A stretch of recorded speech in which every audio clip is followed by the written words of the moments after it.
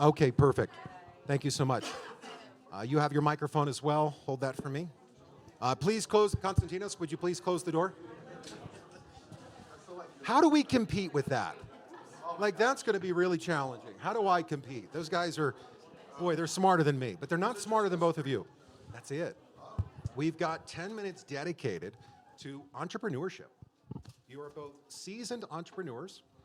So for our listeners out there, before we dive into this, why don't you introduce yourself, name, where are you from, and then I'm going to get to hear your story into entrepreneurship. All right. Okay, Mark Kohler. Mark Kohler. I'm a CPA and attorney and author, podcaster. I just love to help small business owners around the country. So we have a law firm. We've been doing a lot of accounting, tax, and my most recent project is creating Main Street Professionals, where we train other accountants around the country to get certified and be part of a community. The accounting industry is just struggling so badly, and so it's my mission to change that, and it's exciting. My name's Tim Johnson. I'm the CEO of Health in Tech. Recently went through an IPO. Congratulations. Thank you. We, similar to Mark, we help small businesses find health insurance, affordable health insurance, and manage it. Today, there's only one option for them in most states. So we bring it's called self-funding, and we bring a self-funded approach where the small employer gets to set up their own health plan and manage it just like they would if they were 1,000 employees. Through that, we also created technology. The tech and health and tech, we figured out how to underwrite, use of AI in the previous conversation, to better and more accurately underwrite health insurance for small groups and individuals. So we just heard from the panel before us about this ever-changing world. Isn't that what entrepreneurs have to deal with all the time? Like, no matter who the regime or the administration or the pandemic, you always have to be open to change. Do you not, Tim? Very much. And if I was listening to the last conversation, and the change has to come constantly. It not only through, I do technology, and technology is constantly changing, but the way people look at it. If you don't have an open mind and are able to change very consistently, you're probably not an entrepreneur type of a person. And I could go down the road with how I define entrepreneurs. I mean, Mark and I, we both take a lot of risk every day. If you're not into taking risk, working hard, change, this isn't the world for you. And when you say risk, this is actually putting your name, your credit score on the line. Yeah, your bank account, your house, everything. That's how I had to do it, and it's been a 15-year journey for me. If you don't believe in it well enough to do that, you probably shouldn't be doing the business, because that risk, it's your commitment to the process. So, yeah. Do you agree with that, Mark? Do you have to go all in? Oh, yeah, you do. It's one of the secrets to entrepreneurship is just being determined. It makes up for a lot of skills or being smart if you just work hard and don't give up.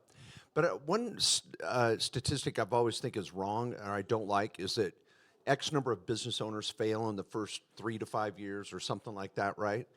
I think it's wrong, because once you're an entrepreneur, and what you're doing is you're pivoting.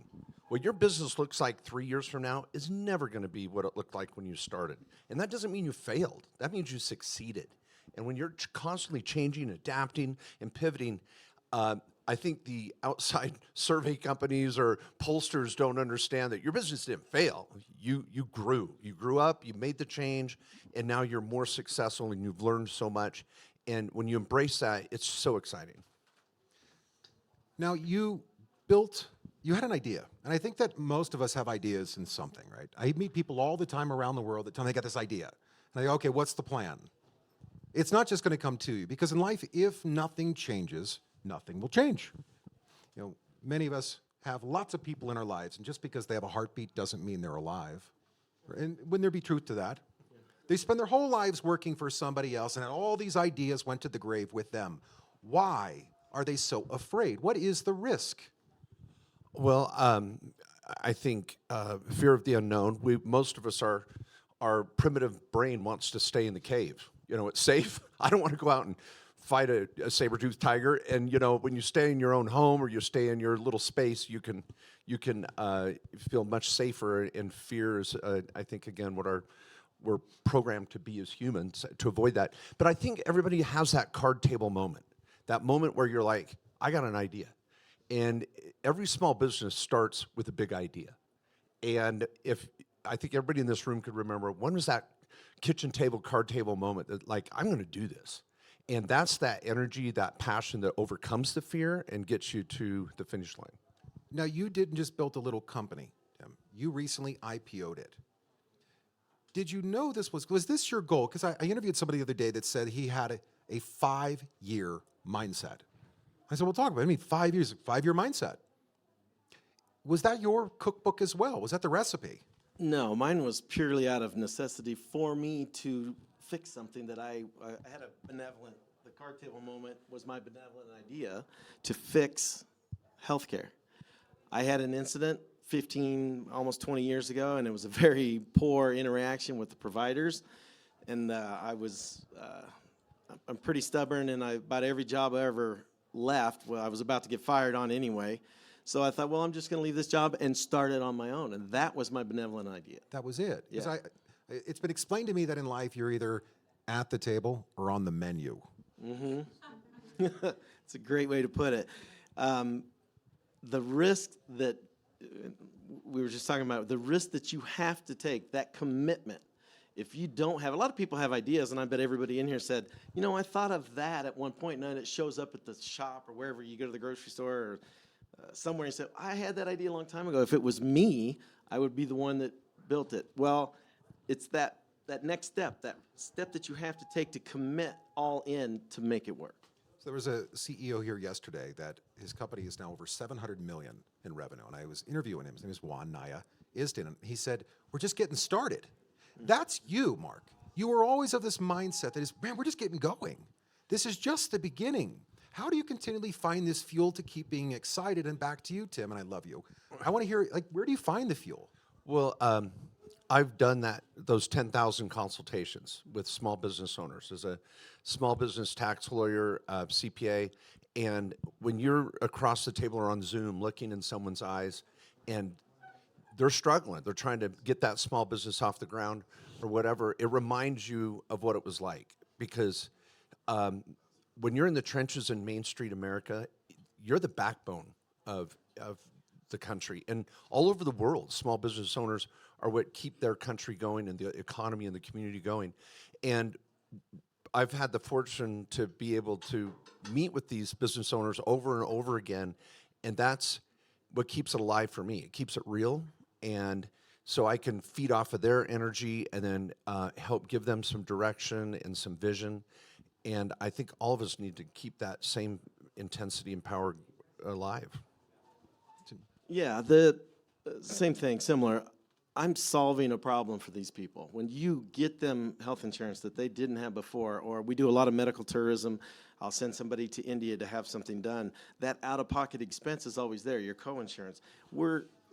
Those successes are what keep me going. I love that medical tourism. That's a tax write-off right there. Yeah. I'm going to take that trip, write it off, get my HRA, HSA going. I love it. I mean, this is Both good. of you have become experts in a specific niche. It appears to me that for those that are only consumed with money, that niches brings riches. Well, yeah, but what's interesting about us on the platform today, and thanks for having us, and such an honor to be here. And I've been sitting and listening to other speakers, and it's just such an incredible energy around here.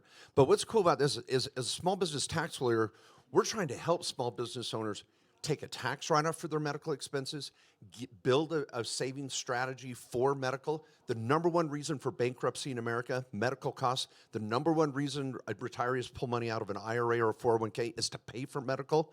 And so we need these ideas, these companies, because when we're on the front lines, we don't have the time to dedicate to the medical industry to try to fix it, but we're helping them take that write-off, build it, go, and find a solution. And so it really is a team effort when we're trying to help that small business owner. So within the United States, you know, these businesses, it sounds like that there are resources and experts that can help them lower their costs, that can help them fine within the code, what is legal, to solve problems. But why do many entrepreneurs take the mindset of the knowers? I know. You're both learners, and the people that you put around you are learners. So how do those individuals, how can they succeed when the future does belong to technology? It is here to stay. So how can we shift this mindset? I'm going to start with you, Mark, from being a knower to a learner. Well, I don't know if they're knowers. I think so many people are frustrated and apathetic. Like they can't go to a tax advisor and get a straight answer. Accountants are conservative, not looking for new ideas.